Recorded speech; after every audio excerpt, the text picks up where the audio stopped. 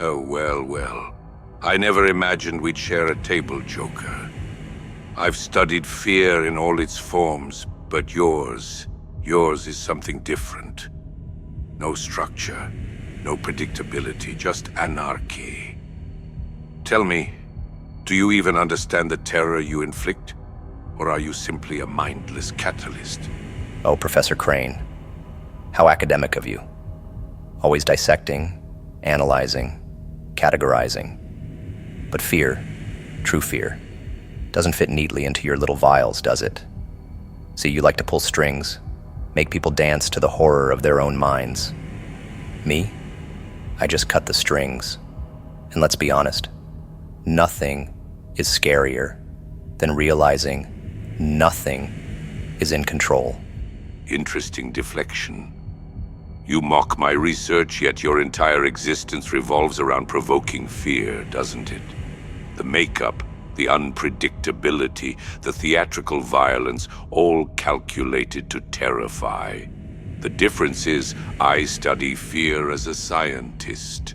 You merely employ it without understanding its true nature. Tell me, what exactly are you afraid of that drives this endless performance? A scientist? Please. You're just another addict, Crane. You get high on other people's terror like it's a designer drug. At least I'm honest about my chaos. I don't hide behind degrees and clinical terminology. And here's the punchline you've missed. I'm not trying to scare people. I'm trying to liberate them. Fear is your obsession, not mine. I'm just showing Gotham the absurdity of their orderly little lives. Speaking of absurdity, how's that academic career working out?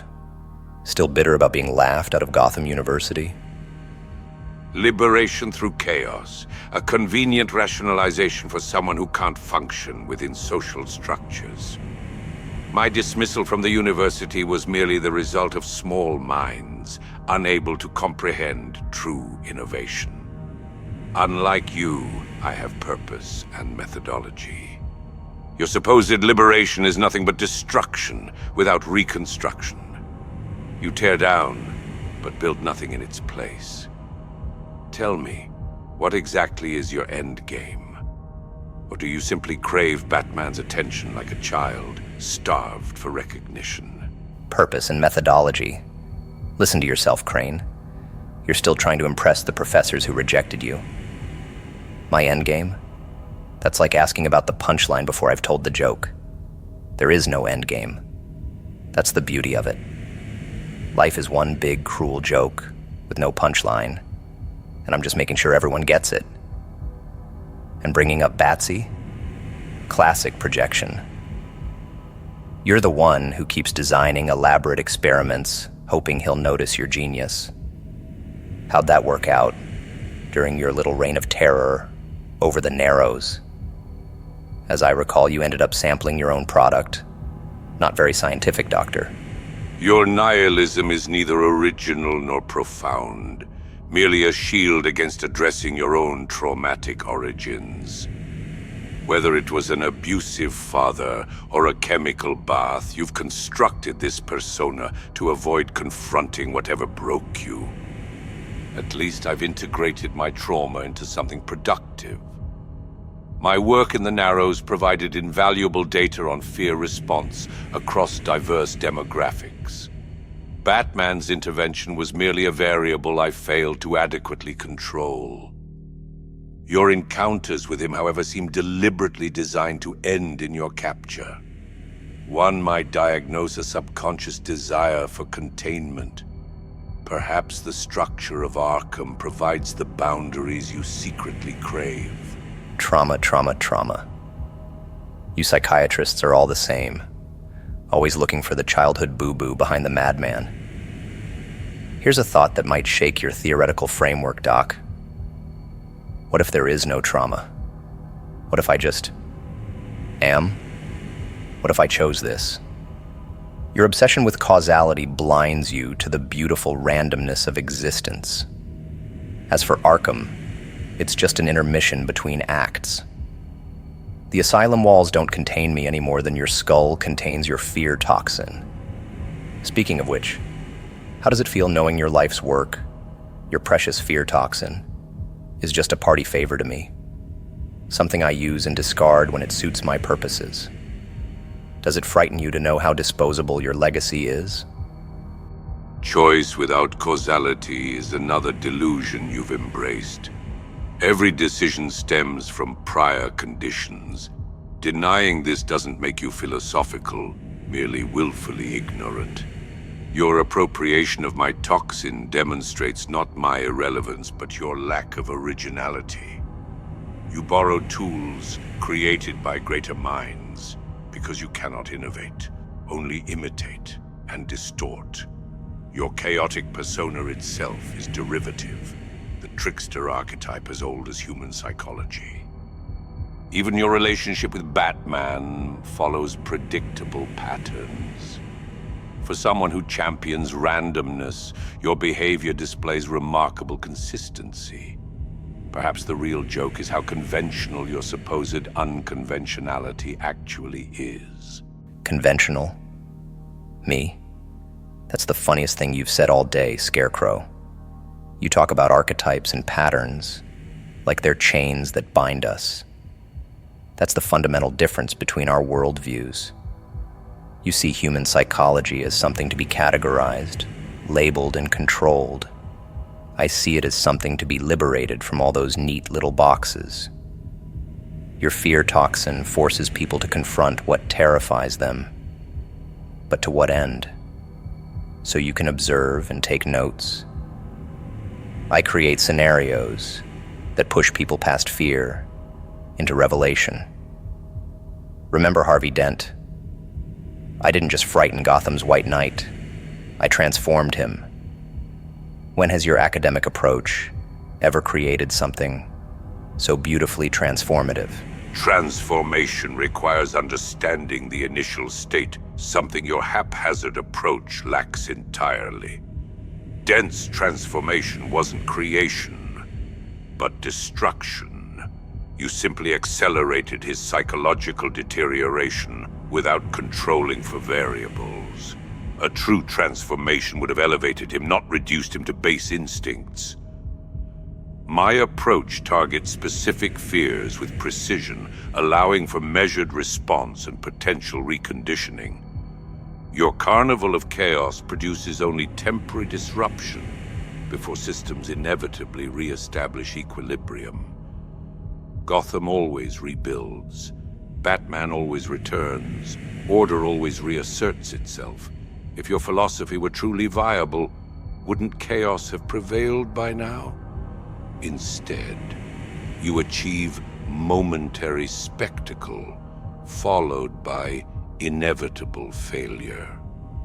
How many times must this cycle repeat before you question your methods?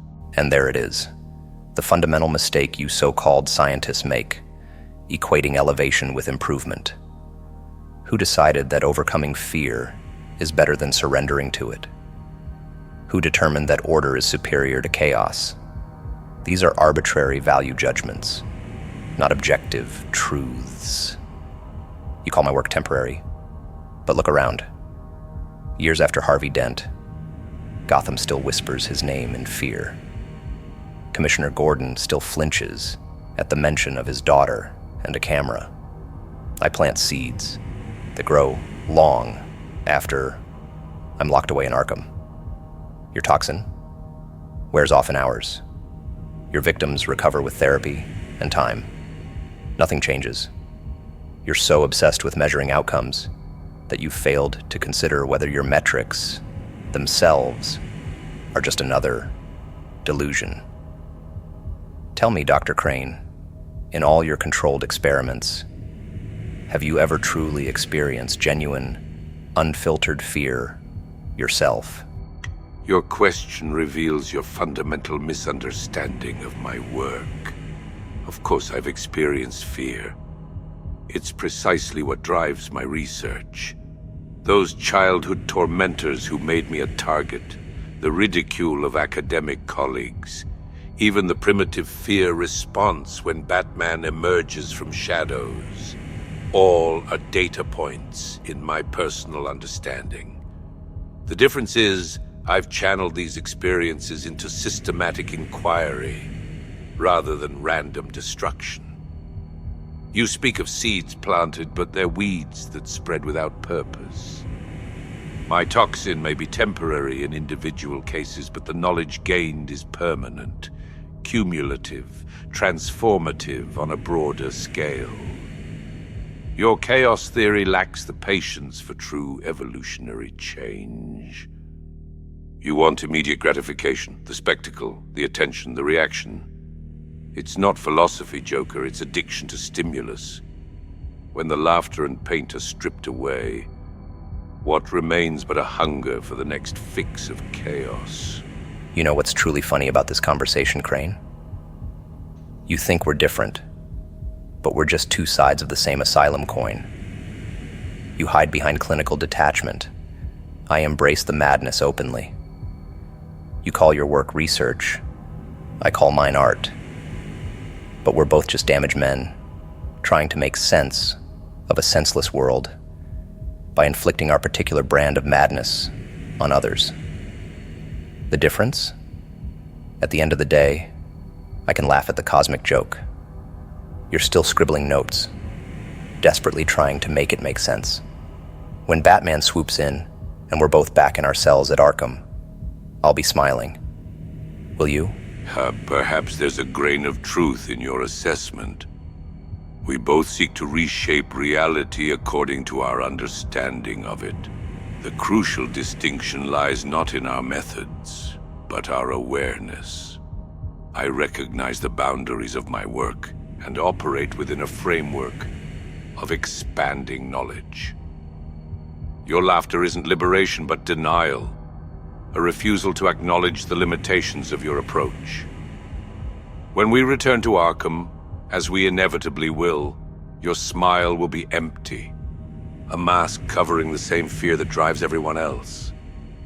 My notes, however, represent something your chaos can never achieve: progress. Each experiment, each failure, each success builds toward understanding. Your circular path may amuse you, but it leads nowhere. That's not a joke, Joker. It's a tragedy.